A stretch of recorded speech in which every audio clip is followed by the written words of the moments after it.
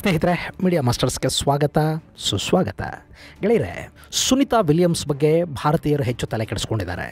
June 5ನೇ ತಾರೀಕು ಅಂತಾರಾಷ್ಟ್ರೀಯ ಬಾಹ್ಯಾಕಾಶ ನಿಲ್ದಾಣಕ್ಕೆ ಹೋಗಿರುವ ವಿಲಿಯಮ್ಸ್ ಹಾಗೂ ಬುಚ್ ವಿಲ್ಮೋರ್ಗೆ ಒಂದಿಲ್ಲೊಂದು ಸಮಸ್ಯೆಗಳಲ್ಲಿ ಎದುರಾಗ್ತಾ ಇವೆ. ಅವರು ಬಾಹ್ಯಾಕಾಶಕ್ಕೆ ಹೋದ ದಿನವೇ ಸ್ಪೇಸ್ ಬಗ್ಗುಗಳು ಪತ್ತೆಯಾದವು. ಆ ಅಪಾಯದಿಂದ ಪಾರಾದ ನಂತರ ಅವರಿಗೆ ಮತ್ತೆ ಭೂಮಿಗೆ ಬರೋದಕ್ಕೆ ಇದುವರೆಗೆ ಸಾಧ್ಯ ಆಗ್ತಾಯಿಲ್ಲ. ಅವರೀಗ ತ್ರಿಶಂಕು ಸ್ಥಿತಿ ಅಂತಾರಲ್ಲ, ಅಂಥ ಸ್ಥಿತಿಯಲ್ಲಿದ್ದಾರೆ. ಹಾಗಾದರೆ ಏನಾಗ್ತಾ ಇದೆ ಬಾಹ್ಯಾಕಾಶದಲ್ಲಿ? ಅಂತಾರಾಷ್ಟ್ರೀಯ ಸ್ಪೇಸ್ ಸ್ಟೇಷನ್ನಲ್ಲಿನ ಸಮಸ್ಯೆಗಳೇನು? ಬಾಹ್ಯಾಕಾಶದಲ್ಲಿ ಕಾಣಿಸ್ಕೊಂಡಿದ್ದ ಬಗ್ ಯಾವುದು? ಈಗ ಬೋಯಿಂಗ್ ಸ್ಟಾರ್ಲೈನರ್ನಲ್ಲಿ ಆಗ್ತಾ ಇರೋ ಸಮಸ್ಯೆ ಏನು? ಒಂದು ವೇಳೆ ಆ ಸಮಸ್ಯೆ ಹೆಚ್ಚಾದರೆ ಸುನಿತಾ ವಿಲಿಯಮ್ಸ್ ಮತ್ತೆ ಭೂಮಿಗೆ ಬರೋದಕ್ಕೆ ಸಾಧ್ಯನೇ ಆಗೋದಿಲ್ವಾ ಅನ್ನೋದ್ರ ಬಗ್ಗೆ ಒಂದಷ್ಟು ಮಾಹಿತಿಯನ್ನು ನಾವಿಲ್ಲಿ ನೋಡೋಣ.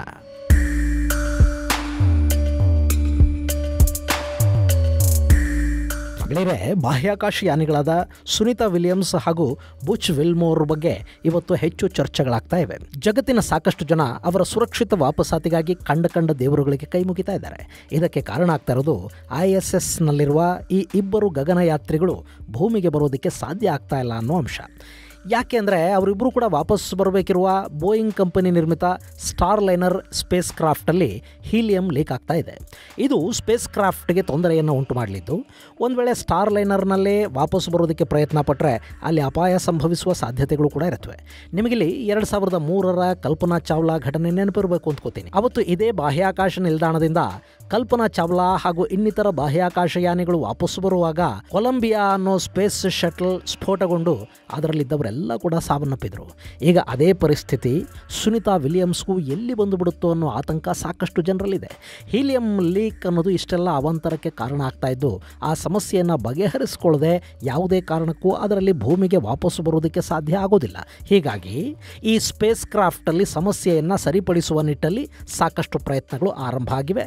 ಅಲ್ಲದೆ ಜುಲೈ 6ನೇ ತಾರೀಕು ಬಾಹ್ಯಾಕಾಶ ಸಂಶೋಧಕರನ್ನು ವಾಪಸ್ಸು ಕರೆಸಿಕೊಳ್ಳುವ ಪ್ರಯತ್ನ ಮಾಡಲಾಗುತ್ತೆ ಅನ್ನೋ ಮಾಹಿತಿ ಹೊರಬೀಳ್ತಾ ಇದ್ದು, ನಾಸಾ ಈ ಬಗ್ಗೆ ಇದುವರೆಗೆ ಯಾವ ಸ್ಪಷ್ಟ ಮಾಹಿತಿಯನ್ನು ಕೊಟ್ಟಿಲ್ಲ. ಯಾಕೆಂದರೆ ಈಗಾಗಲೇ 2 ಬಾರಿ ಸುನಿತಾ ವಿಲಿಯಮ್ಸ್ ಅವರ ಪ್ರಯಾಣ ಮುಂದೂಡಿಕೆಯಾಗಿದೆ.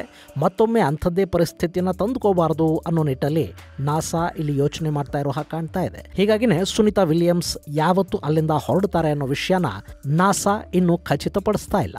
ಹೀಗೆ ನಾಸಾ ಗಗನಯಾತ್ರಿಗಳ ವಾಪಸಾತಿಯನ್ನು ಖಚಿತಪಡಿಸದೇ ಇರೋದೇ ಅಲ್ಲಿ ಸಾಕಷ್ಟು ಅನುಮಾನಗಳಿಗೆ ಕಾರಣ ಆಗ್ತಾ ಇರೋದು. ಗೆಳೆಯರೆ, ಇಲ್ಲಿ ಅಪಾಯ ಇರೋದು ಸ್ಟಾರ್ಲೈನರ್ ಶಟ್ಲಲ್ಲಿ. ಒಂದು ವೇಳೆ ಅವರು ಅದೇ ಡಿಫೆಕ್ಟೆಡ್ ಶಟ್ಲಲ್ಲಿ ಬರೋದಕ್ಕೆ ಪ್ರಯತ್ನ ಪಟ್ಟರೆ ಅಲ್ಲಿ ಸಮಸ್ಯೆ ಉಂಟಾಗಬಹುದು. ಅದು ಬಿಟ್ಟು ಅವರು ಸ್ಟೇಷನ್ನಲ್ಲೇ ಉಳ್ಕೊಂಡ್ರೆ ಸದ್ಯದ ಮಟ್ಟಿಗೆ ಅವರಿಗೆ ಯಾವುದೇ ರೀತಿಯ ಅಪಾಯ ಇರೋದಿಲ್ಲ. ಯಾಕೆಂದರೆ ಇಂಟರ್ನ್ಯಾಷನಲ್ ಸ್ಪೇಸ್ ಸ್ಟೇಷನ್ ಇದೆಯಲ್ಲ, ಅದರಲ್ಲಿ ಬಾಹ್ಯಾಕಾಶ ಯಾನಿಗಳು ತಿಂಗಳಾನುಗಟ್ಟಲೆ ಇರ್ತಾರೆ. ಅಲ್ಲವರಿಗೆ ಬೇಕಾದ ಎಲ್ಲ ವ್ಯವಸ್ಥೆಗಳನ್ನು ಮಾಡಲಾಗಿರುತ್ತೆ. ಭೂಮಿಯಿಂದ 400 ಕಿಲೋಮೀಟರ್ ದೂರದಲ್ಲಿ ಭೂಮಿಯನ್ನು ಸುತ್ತುವ ಅಂತಾರಾಷ್ಟ್ರೀಯ ಬಾಹ್ಯಾಕಾಶ ನಿಲ್ದಾಣ ISS 1998ರಿಂದ ಕಾರ್ಯನಿರ್ವಹಿಸ್ತಾ ಇದೆ. ಇಲ್ಲಿವರೆಗೆ ಸುಮಾರು 280 ಗಗನಯಾತ್ರಿಗಳಲ್ಲಿ ಹೋಗಿ ಬಂದಿದ್ದಾರೆ. ಅಷ್ಟೇ ಅಲ್ಲದೆ ಈಗಲೂ ಕೂಡ ಬಾಹ್ಯಾಕಾಶ ನಿಲ್ದಾಣದಲ್ಲಿ ಕೇವಲ ಸುನಿತಾ ವಿಲಿಯಮ್ಸ್ ಮಾತ್ರ ಇಲ್ಲ, ಅವ್ರ ಜೊತೆ ಇನ್ನಷ್ಟು ಮಂದಿ ಬಾಹ್ಯಾಕಾಶಯಾನಿಗಳಲ್ಲಿದ್ದಾರೆ.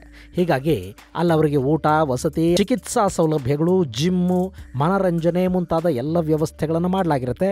ಅಲ್ಲಿ ಸಾಕಷ್ಟು ದಿನಗಳವರೆಗೆ ಯಾವುದೇ ಸಮಸ್ಯೆ ಇಲ್ಲದೆ ಇವರು ಉಳ್ಕೊಳ್ಳೋದಕ್ಕೆ ಕೂಡ ಸಾಧ್ಯ ಆಗುತ್ತೆ.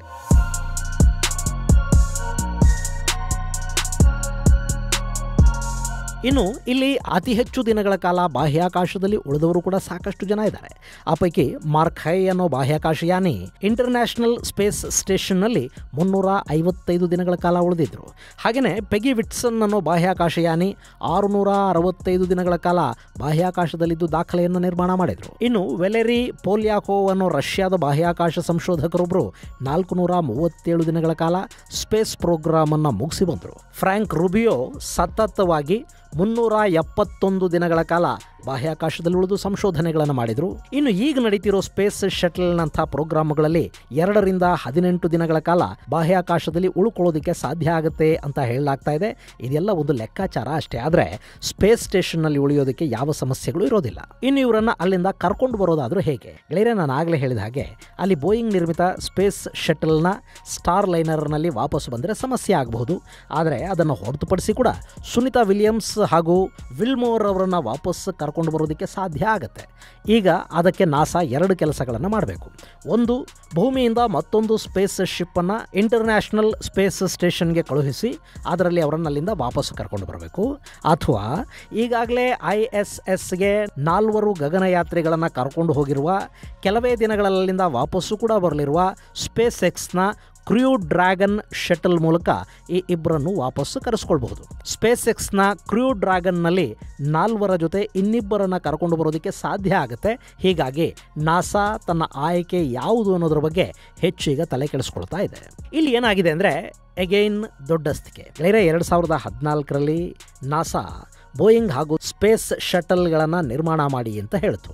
ಇದರಲ್ಲಿ ಸ್ಪೇಸ್ ಎಕ್ಸ್ 2020ರಿಂದಲೂ ಕೂಡ ಬಾಹ್ಯಾಕಾಶ ನಿಲ್ದಾಣಕ್ಕೆ ಸಂಶೋಧಕರನ್ನು ಕರ್ಕೊಂಡು ಹೋಗಿ ಬರ್ತಾ ಇದೆ. ಆದರೆ ಬೋಯಿಂಗ್ಗೆ ಶಟಲ್ ನಿರ್ಮಾಣ ಸಾಧ್ಯ ಆಗಿರಲಿಲ್ಲ. ಆದರೆ ಈ ಬಾರಿ ಅದು ಸ್ಟಾರ್ ಲೈನರ್ ಹೆಸರಿನ ಸ್ಪೇಸ್ ಶಿಪ್ಪನ್ನು ತಯಾರು ಮಾಡಿತು. ಅದನ್ನು ಸ್ವತಃ ಸುನಿತಾ ವಿಲಿಯಮ್ಸ್ ಮುನ್ನಡೆಸಿದ್ರು. ಆ ಸ್ಪೇಸ್ ಶಿಪ್ ISSಗೆ ಹೋಗುವವರೆಗೆ ಎಲ್ಲ ಕೂಡ ಸರಿಯಾಗಿತ್ತು. ಆದರೆ ಅದು ಬಾಹ್ಯಾಕಾಶ ನಿಲ್ದಾಣವನ್ನು ಸೇರೋ ಸಂದರ್ಭದಲ್ಲಿ ಅಲ್ಲೊಂದಷ್ಟು ಸಮಸ್ಯೆಗಳು ಎದುರಾದವು.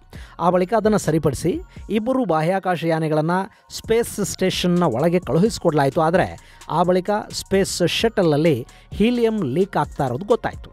ಇದು ಸ್ಟಾರ್ ಲೈನರ್ನ ಕಾರ್ಯಕ್ಷಮತೆಯನ್ನು ಕುಗ್ಗಿಸ್ತಾ ಇದೆ. ಯಾಕೆಂದರೆ ಈ ಹೀಲಿಯಂ ಅನ್ನೋದು ನಿರ್ದಿಷ್ಟ ಪ್ರಮಾಣದಲ್ಲಿ ಒತ್ತಡವನ್ನು ಉಂಟು ಮಾಡದೇ ಇದ್ದರೆ ಸ್ಪೇಸ್ ಕ್ರಾಫ್ಟ್ಗೆ ಬೇಕಾಗುವಷ್ಟು ಇಂಧನ ಹೊರಬರೋದಿಲ್ಲ. ಇಲ್ಲಿ ಹೀಲಿಯಂ ಅನ್ನೋದು ಇಂಧನ ಆಗೋದಿಲ್ಲ. ಆದರೆ ಆಕ್ಸಿಜನ್ ಹಾಗೂ ಹೈಡ್ರೋಜನ್ಗಳನ್ನು ಬಳಸಿಕೊಂಡು ಸ್ಟಾರ್ ಲೈನರ್ ಚಲಿಸಬೇಕು ಅಂದರೆ ಆ ಇಂಧನ ಇಂಜನ್ಗೆ ಸರಿಯಾದ ಪ್ರಮಾಣದಲ್ಲಿ ಸಪ್ಲೈ ಆಗೋದಕ್ಕೆ ಹೀಲಿಯಂನ ಸಹಾಯ ಬೇಕಾಗುತ್ತೆ. ಸೊ ಹೀಲಿಯಂ ಅನಿಲವೇ ಲೀಕ್ ಆಗ್ತಾ ಇರೋದರಿಂದ ಇಲ್ಲಿ ಸಮಸ್ಯೆಗಳು ಹೆಚ್ಚಾಗಬಹುದು ಅನ್ನೋ ಆತಂಕ ಇದೆ. ಹೀಗಾಗಿ ಇದನ್ನು ತಮ್ಮ ಪ್ರತಿಷ್ಠೆಯ ಪ್ರಶ್ನೆಯನ್ನಾಗಿ ಬೋಯಿಂಗ್ ಮತ್ತು ನಾಸಾಗಳು ನೋಡ್ತಾ ಇವೆ. ಈ ಪ್ರಕರಣದಲ್ಲಿ ನಾಸಾ ಬೋಯಿಂಗ್ನ ಗೌರವವನ್ನು ಉಳಿಸುತ್ತಾ ಅಥವಾ ತನ್ನ ಬಾಹ್ಯಾಕಾಶ ಯಾನಿಗಳನ್ನು ಉಳಿಸಿಕೊಳ್ಳುವ ಕಡೆಗೆ ಹೆಚ್ಚು ಗಮನವನ್ನು ಕೊಡುತ್ತಾ ಅನ್ನೋದನ್ನು ಕಾದು ನೋಡಬೇಕಿದೆ.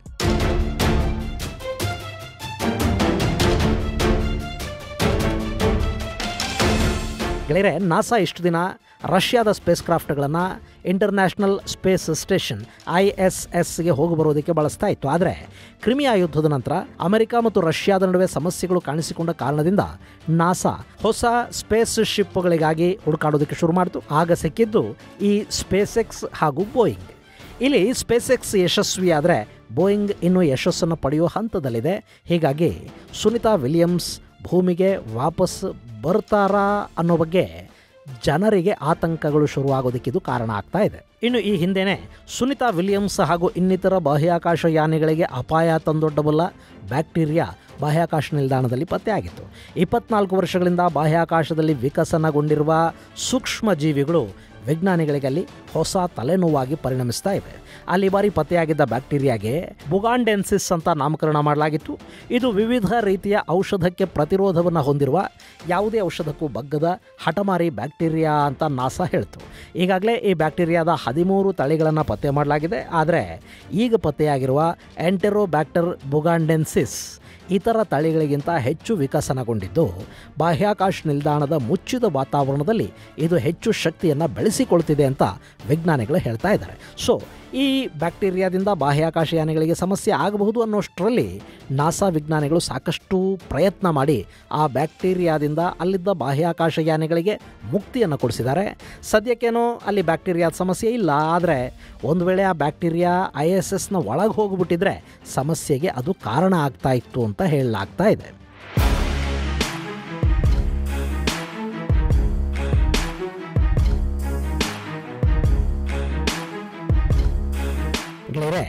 ಸ್ಪೇಸಲ್ಲಿರೋ ಬ್ಯಾಕ್ಟೀರಿಯಾ ಇದೆಯಲ್ಲ, ಇದು ಅಲ್ಲೇ ಹುಟ್ಟಿ ಬರುವುದಿಲ್ಲ. ಅವು ಭೂಮಿಯಿಂದ ಹೋಗುವ ಗಗನಯಾತ್ರಿಗಳ ಜೊತೆಗೆ ಅವರ ವಸ್ತುಗಳ ಜೊತೆಗೆ ಬಾಹ್ಯಾಕಾಶ ನಿಲ್ದಾಣವನ್ನು ತಲುಪುತ್ತವೆ. ಈ ರೀತಿ ಬಾಹ್ಯಾಕಾಶವನ್ನು ತಲುಪಿದ ಜೀವಿಗಳು ಭೂಮಿಯಲ್ಲಿರುವ ಅದರದ್ದೇ ತಳಿಗಳಿಗಿಂತ ಸ್ವಲ್ಪ ಭಿನ್ನ ಆಗಿರುತ್ತವೆ. ಅದು ಅಲ್ಲಿನ ವಾತಾವರಣಕ್ಕೆ ವಿಕಸನಗೊಳ್ಳುತ್ತೆ. ಹೀಗಾಗಿ ಬ್ಯಾಕ್ಟೀರಿಯಾಗಳು ಸ್ಪೇಸ್ ಸ್ಟೇಷನ್ನಲ್ಲಿ ಹೆಚ್ಚು ಸಮಸ್ಯೆಯನ್ನು ಉಂಟು ಮಾಡುತ್ತವೆ ಅಂತ ಹೇಳಲಾಗುತ್ತೆ. ಇನ್ನು ಈ ಎಂಟೆರೋಬ್ಯಾಕ್ಟರ್ ಬುಗಾಂಡೆನ್ಸಿಸ್ ವಿಷಯಕ್ಕೆ ಬಂದರೆ ಇದು ಮನುಷ್ಯನ ಶ್ವಾಸಕೋಶ ವ್ಯವಸ್ಥೆಗೆ ಹಾನಿ ಉಂಟು ಮಾಡುವ ಸಾಮರ್ಥ್ಯವನ್ನು ಹೊಂದಿದೆ. ಅಷ್ಟೇ ಅಲ್ಲದೆ ವಿವಿಧ ರೀತಿಯ ಔಷಧ ಆಯುಧಗಳಿಗೆ ಇದು ಪ್ರತಿರೋಧವನ್ನು ಕೂಡ ಹೊಂದಿದೆ. ಹೀಗಾಗಿ ಇದನ್ನು ಸೂಪರ್ ಬಗ್ ಅಂತ ಕರೆಯಲಾಗಿದ್ದು ಗಗನಯಾತ್ರಿಗಳ ಆರೋಗ್ಯದ ಬಗ್ಗೆ ಆತಂಕವನ್ನು ಇದು ಮೂಡಿಸಿತ್ತು. ಇನ್ನು ಈ ರೀತಿಯ ಬಾಹ್ಯಾಕಾಶದಲ್ಲೇ ವಿಕಸನಗೊಳ್ಳುವ ಸೂಕ್ಷ್ಮಾಣುಜೀವಿಗಳ ಬಗ್ಗೆ ಕೂಡ ಅಧ್ಯಯನವನ್ನು ಮಾಡಿ ಅವುಗಳಿಗೊಂದು ಶಾಶ್ವತ ಪರಿಹಾರವನ್ನು ಕಂಡುಹಿಡಿಯೋದರಲ್ಲಿ ಕೂಡ ವಿಜ್ಞಾನಿಗಳು ನಿರತರಾಗಿದ್ದಾರೆ. ಈ ರಿಸರ್ಚಲ್ಲಿ ಭಾರತೀಯ ಮೂಲದ ನಾಸಾ ವಿಜ್ಞಾನಿ ಕಸ್ತೂರಿ ವೆಂಕಟೇಶ್ವರನ್ ಅವರ ನೇತೃತ್ವದ ತಂಡ ಕೂಡ ಇದೆ. ಹಾಗೆಯೇ ನಮ್ಮ IIT ಮದ್ರಾಸ್ನ ಪ್ರಾಧ್ಯಾಪಕರ ತಂಡ ಕೂಡ ಅವ್ರ ಜೊತೆ ಕೈ ಜೋಡಿಸಿದೆ ಅಂತ ಹೇಳಲಾಗ್ತಾ ಇದೆ. ಈ ಅಧ್ಯಯನಗಳಿಂದ ಮೊದಲಿಗೆ ಬ್ಯಾಕ್ಟೀರಿಯಾದ ನಡವಳಿಕೆಯನ್ನು ಅರಿತುಕೊಳ್ಳೋದಕ್ಕೆ ವಿಜ್ಞಾನಿಗಳಿಗೆ ಸಹಾಯ ಆಗುತ್ತೆ. ಆ ಬಳಿಕ ಅವನ್ನು ಹೇಗೆ ನಿಯಂತ್ರಣ ಮಾಡಬಹುದು, ಗಗನಯಾತ್ರಿಗಳ ಆರೋಗ್ಯ ಹಾಗೂ ಸುರಕ್ಷತೆಯನ್ನು ಈ ಸೂಕ್ಷ್ಮಾಣುಜೀವಿಗಳಿಂದ ಹೇಗೆ ಖಾತ್ರಿಪಡಿಸ್ಕೊಳ್ಬಹುದು ಅನ್ನೋದನ್ನು ಅರ್ಥ ಮಾಡ್ಕೊಳ್ಳೋದಕ್ಕೆ ಈ ಅಧ್ಯಯನಗಳು ಸಹಾಯ ಮಾಡುತ್ತವೆ. ಒಟ್ಟಲ್ಲಿ ಸುನಿತಾ ವಿಲಿಯಮ್ಸ್ ಅನ್ನೋ ಭಾರತೀಯ ಮೂಲದ ಗಗನಯಾನಿ ಬಾಹ್ಯಾಕಾಶ ನಿಲ್ದಾಣಕ್ಕೆ ಹೋದ ದಿನದಿಂದಲೂ ಅಲ್ಲಿ ಒಂದಿಲ್ಲೊಂದು ಸಮಸ್ಯೆಗಳನ್ನು ಪಾಪ ಎದುರಿಸ್ತಲೇ ಇದ್ದಾರೆ. ಇದವರಿಗೆ ಅಭ್ಯಾಸ ಕೂಡ ಆಗಿಬಿಟ್ಟಿದೆ. ಹಾಗೆಯೇ ಅವರ ಬದುಕಿನ ಬಗ್ಗೆ ಭೂಮಿ ಮೇಲಿರೋರಿಗೆ ಹೆಚ್ಚು ಭಯ ಆತಂಕಗಳು ಕೂಡ ಇರುತ್ತವೆ. ಅವರು ಸುರಕ್ಷಿತವಾಗಿ ಮರಳಿ ಬರಲಿ ಅಂತ ಕೂಡ ನಾವು ಆಶಿಸೋಣ. ಆದರೆ ಬಾಹ್ಯಾಕಾಶ ಯಾನಿಗಳಿಗೆ ಇವೆಲ್ಲ ಹೊಸವೇನಲ್ಲ, ಅವರಿಗಿದು ಯಾವುದರ ಭಯ ಕೂಡ ಇರೋದಿಲ್ಲ. ಇನ್ನು ಈ ಸುನಿತಾ ವಿಲಿಯಮ್ಸ್ ಬಗ್ಗೆ ಸಂಕ್ಷಿಪ್ತವಾಗಿ ನಾವು ನೋಡೋದಾದರೆ, ಈಕೆ ಗುಜರಾತ್ ಮೂಲದ ನರಶಾಸ್ತ್ರಜ್ಞ ದೀಪಕ್ ಪಾಂಡ್ಯ ಅವರ ಪುತ್ರಿ. ಅಮೆರಿಕಾದ ನಾಗರಿಕರಾಗಿರುವ ಸುನಿತಾ ನಾಸಾದ ಗಗನಯಾತ್ರಿಯಾಗಿ ಹಲವಾರು ದಾಖಲೆಗಳನ್ನು ತಮ್ಮ ಹೆಸರು ಜೊತೆ ಜೋಡಿಸ್ಕೊಂಡಿದ್ದಾರೆ. ಮೊದಲ ಬಾರಿಗೆ 2006-7ರಲ್ಲಿ ಬಾಹ್ಯಾಕಾಶಕ್ಕೆ ಹಾರಿದ ಇವರು ಇವತ್ತಿಗೂ ಕೂಡ ನಿವೃತ್ತರಾಗಿಲ್ಲ. ಅವತ್ತು ಆ ಮೊದಲ ಮಿಷನ್ನಲ್ಲೇ ಬಾಹ್ಯಾಕಾಶದಲ್ಲಿ ಮ್ಯಾರಥಾನನ್ನು ಪೂರ್ಣಗೊಳಿಸಿದರು.